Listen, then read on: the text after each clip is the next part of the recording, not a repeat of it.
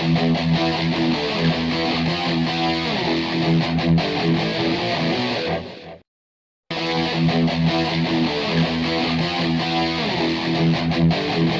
up guys, so I'm back with another video, and today the purpose of the video is basically explaining to you what is the difference between squatting in a flat shoe and an Olympic shoe or a raised heel shoe. So for comparison, we, according to me, have the best flat shoe in terms of powerlifting. Mark Bell's Reebok CrossFit Lite TR, although it's named after CrossFit, it's actually a powerlifting shoe. And we have the best Olympic shoe, in my opinion, and in a lot of people's opinions, in the market, the Nike Romaleos 2. If I flip the shoes over, you'll actually notice that the heel of the Romaleo is raised as compared to here. Now this is a flat sole. Here it's flat, and actually there is a heel here. So the heel is 0.75 inches. The advantage of the heeled shoe is two things. One is people who lack ankle mobility naturally, okay, they can't hit depth in terms of squats because of the lack of ankle mobility, and I am one of those people. So for those people, this raised heel actually enables them to hit the particular depth that they want to, or competition depth that they want to. So that is the entire point of having a raised heel. And also the shoe is pretty solid. I mean, not pretty solid, it's damn solid when it comes to the sole, right? So that is the entire point of the raised heel. And this is again a rock solid sole, just that that raised heel isn't there, so the ankle needs to be flexible. People would ask me that come down to the point and tell me which of the two is better for squats. It can be a very person to person kind of a thing.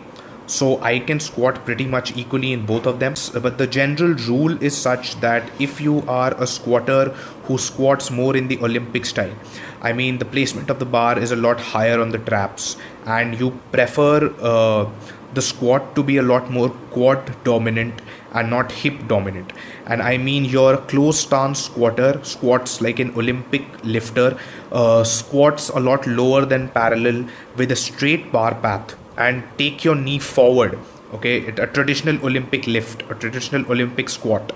If that is what you're doing, or a high bar squat it's called, then your raised heels will actually be better for you, because these raised heels actually take the knees forward and help you to stay upright, which is absolutely imperative in your high bar squats.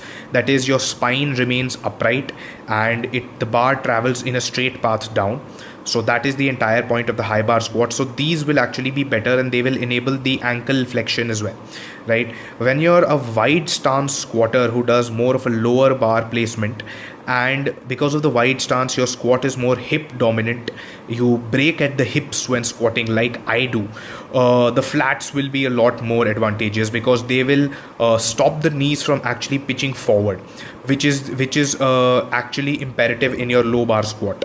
Now this is the traditional rules. As I said, this will depend on person to person. I can pretty much squat 235 to 240 kgs in this, and I have squatted 225 in this as well.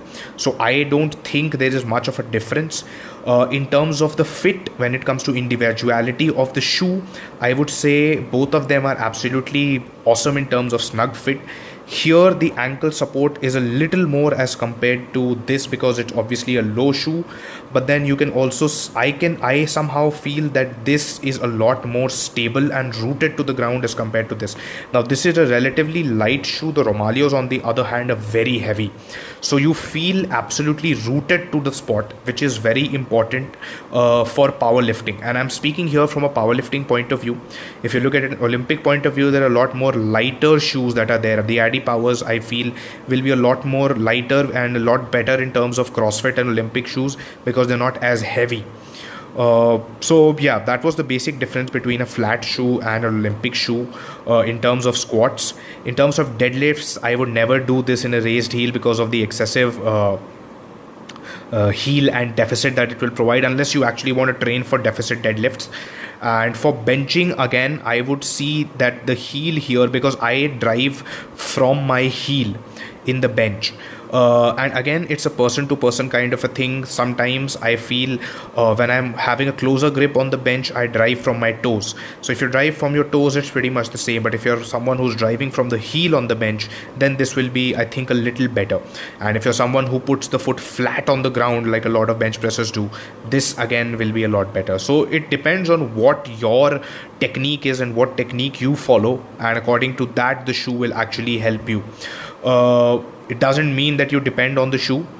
The shoe doesn't make the lifter. It's basically an extra 2-3 kg that is what is you like. It's the extra 2-3 kg, that extra push that you required in a competition or in a meet. That is what the shoe can give you. That's about it. Okay, if you're squatting 100 kgs by wearing a good shoe, you're not going to squat 200 kgs. If you're squatting maybe 198, a good shoe can get you to 200. That's about it. And prevent injuries. Hope this was informative. I'll be seeing you.